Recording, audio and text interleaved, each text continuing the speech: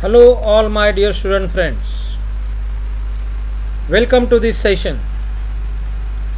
We have already studied several engine performance parameters so as to test the performance of the engine practically.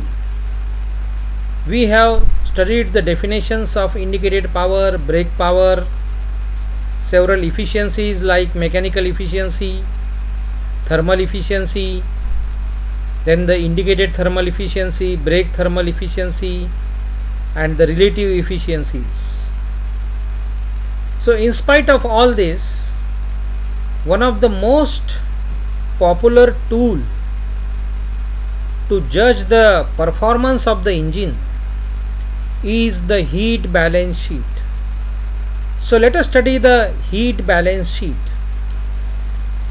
Heat balance sheet is an account of heat supplied and heat utilized in various ways in the IC engine. Whatever heat is supplied to the IC engine, all the heat is not utilized to obtain the brake power. Some heat is wasted.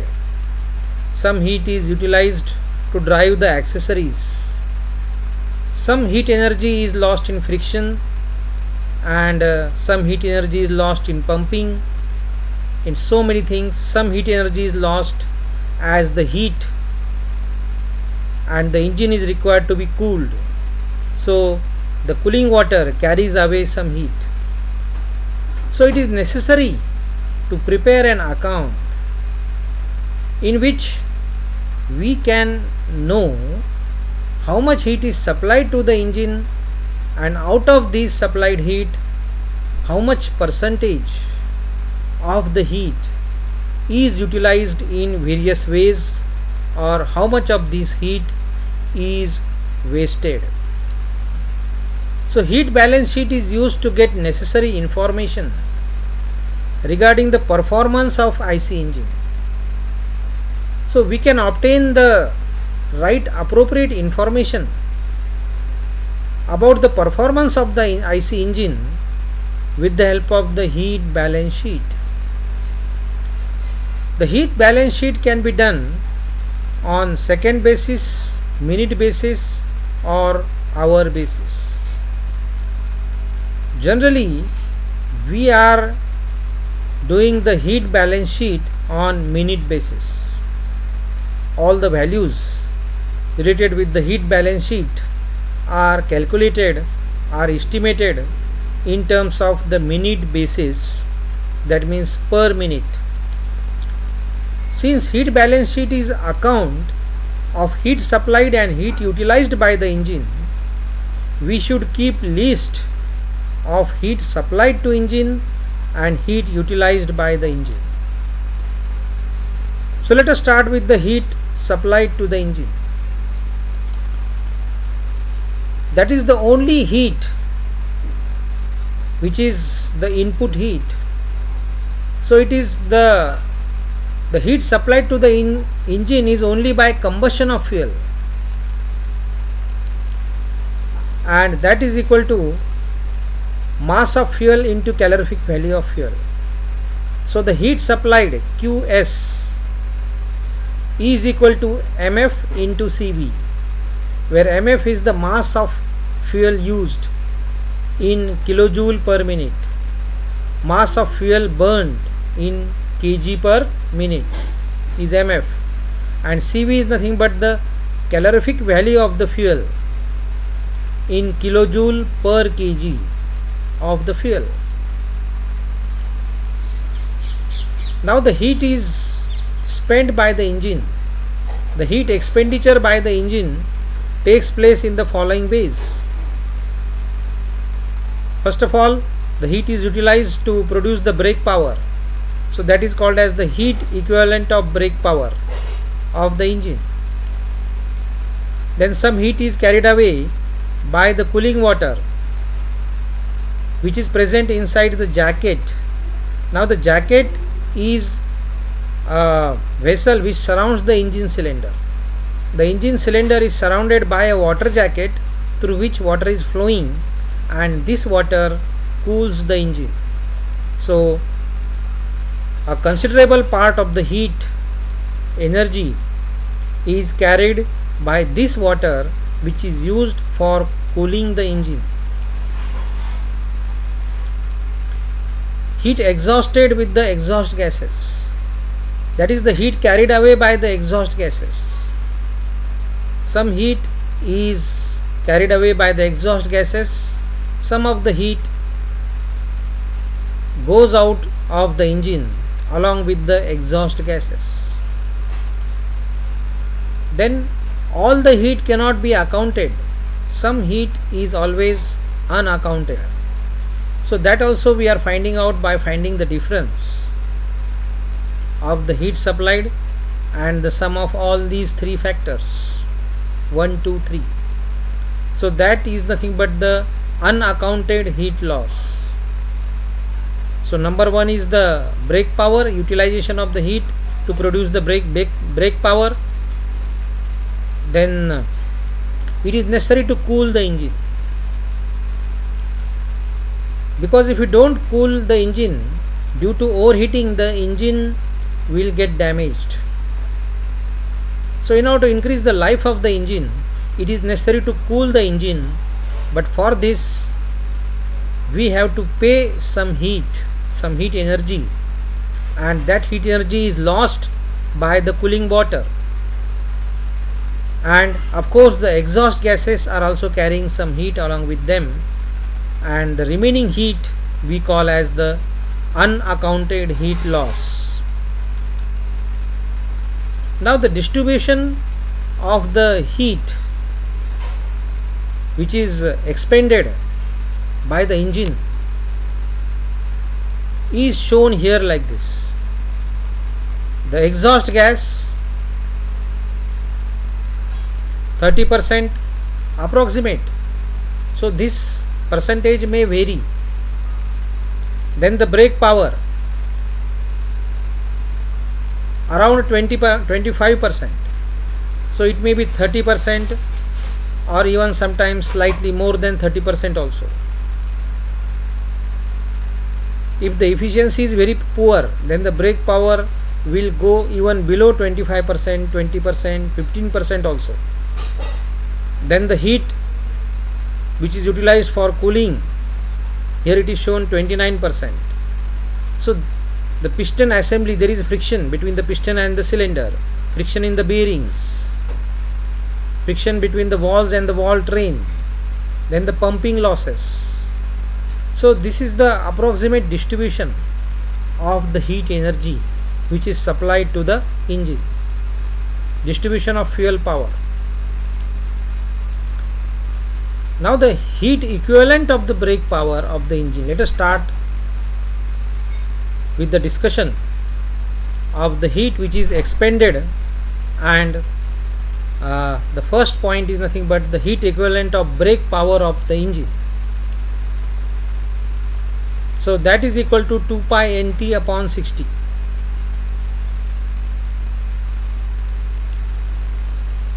Where n is the RPM of the engine crankshaft, T is the torque, and torque is equal to force multiplied by effective radius. So what is this force? For finding this force we are using the dynamometer. So if you use the rope brake dynamometer, then W minus S is nothing but the force. If W and S both are in kg, then we have to multiply it by 9.81, then we get the force in Newton. So W is the weight which is attached and S is the spring balance reading. In the modern rope brake dynamometers, instead of applying the weight, we are using two spring balance gauges.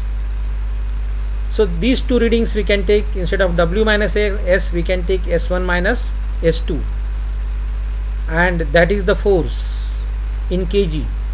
If we multiply by 9.81, this force is converted into newtons.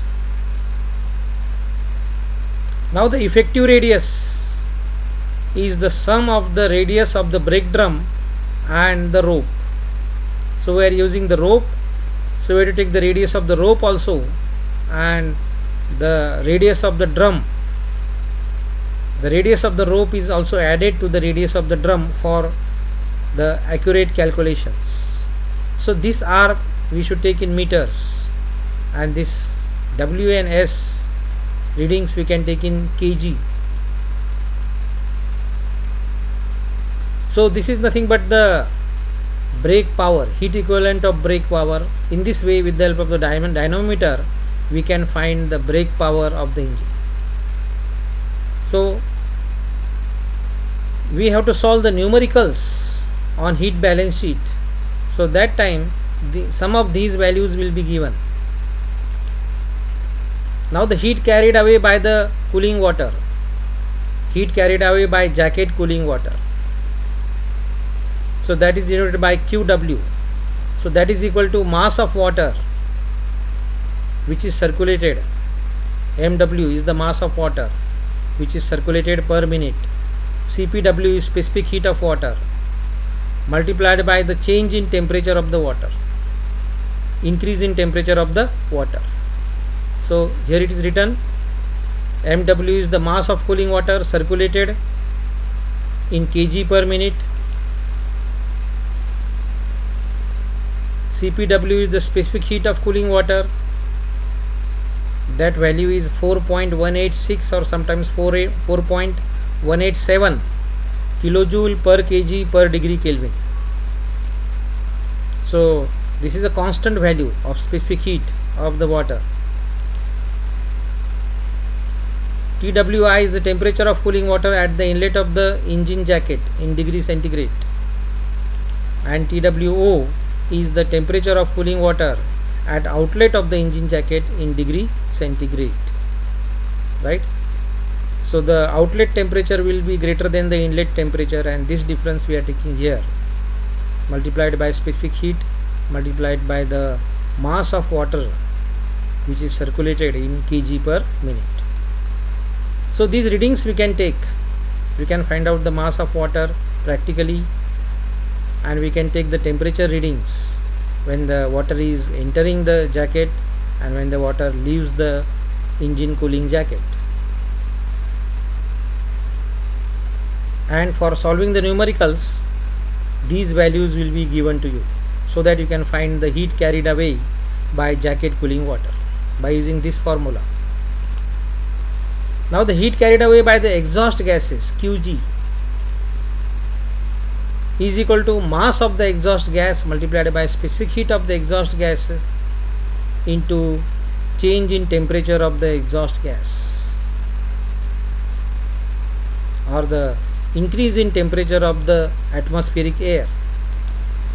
So where mg is the mass of the exhaust gases in kg per minute. So this exhaust gas consists of the air and fuel. So this mass of exhaust gas is the sum of the mass of air and mass of fuel. So Ma is the mass of air consumed in kg per minute, and Mf is the mass of fuel consumed in kg per minute. So Mg is equal to Ma plus Mf, we already seen.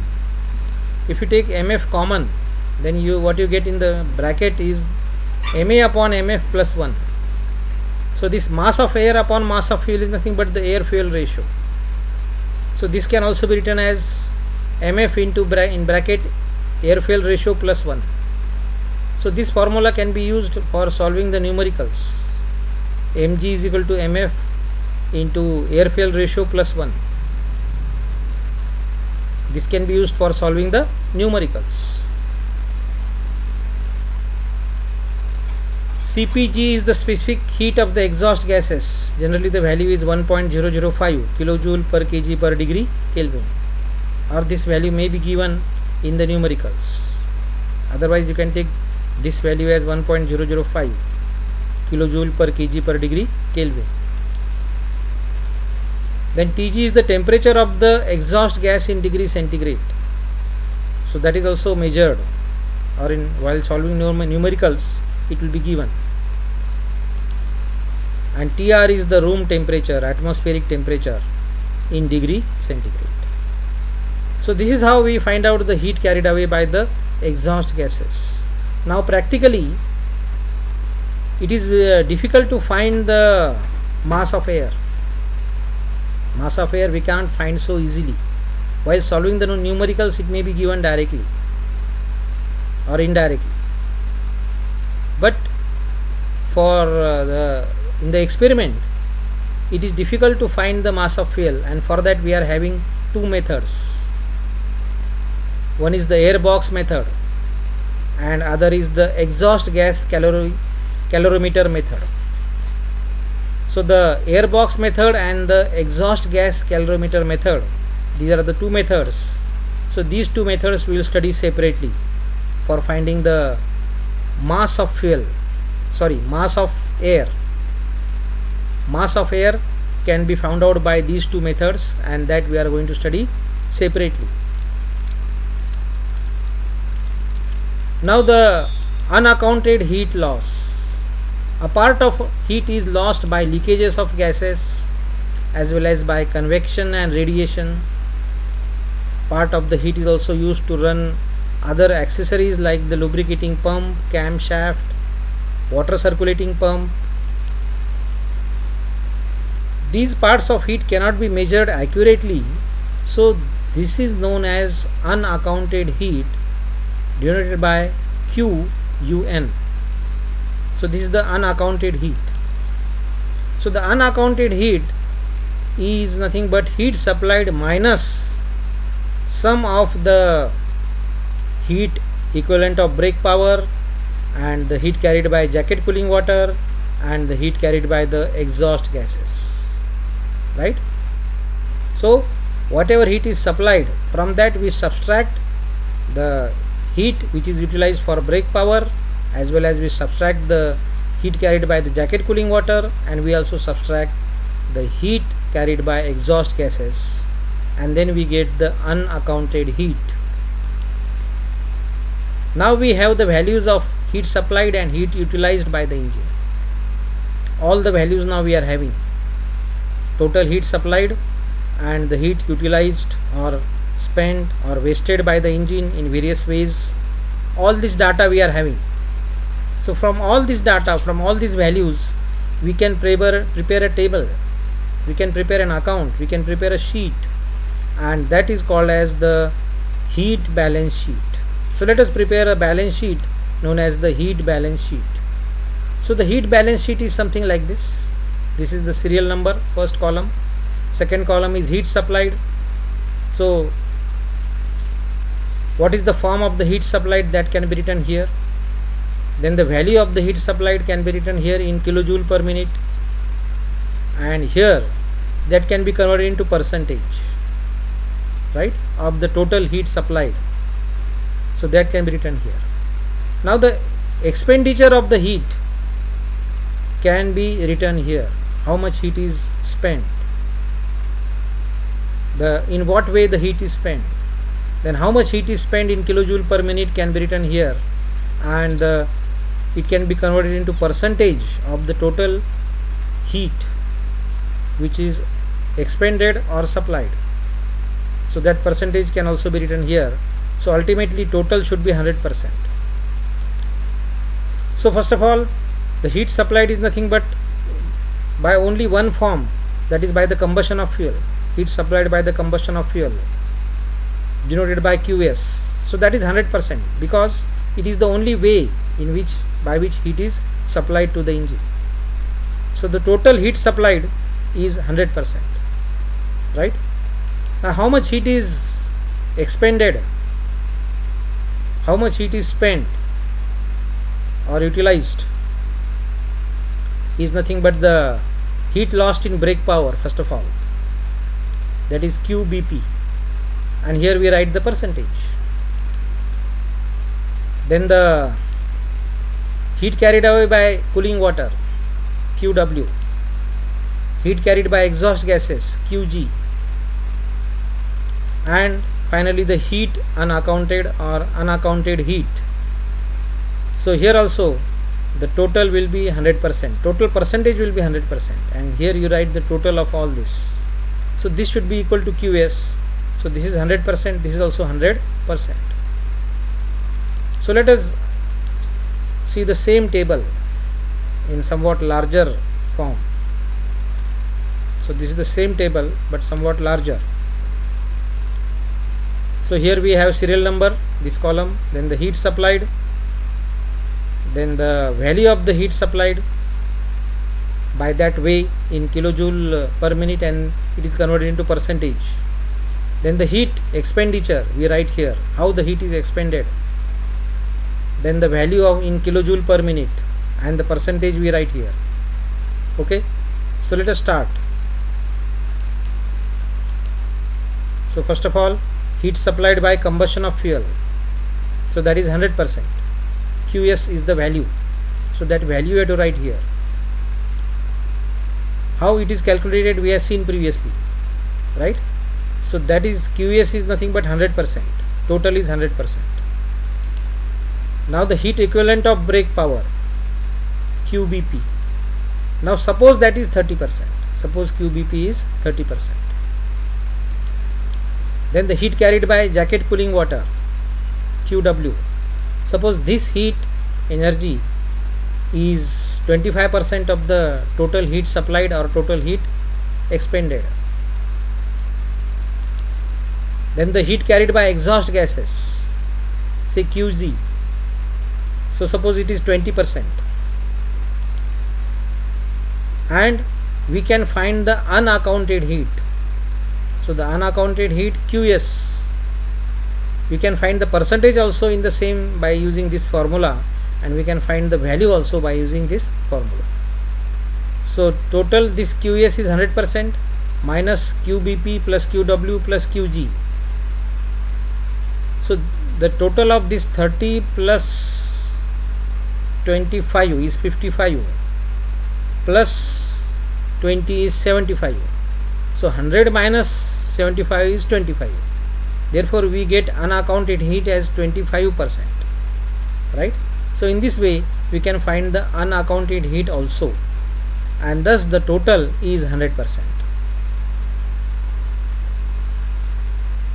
So this was the heat balance sheet.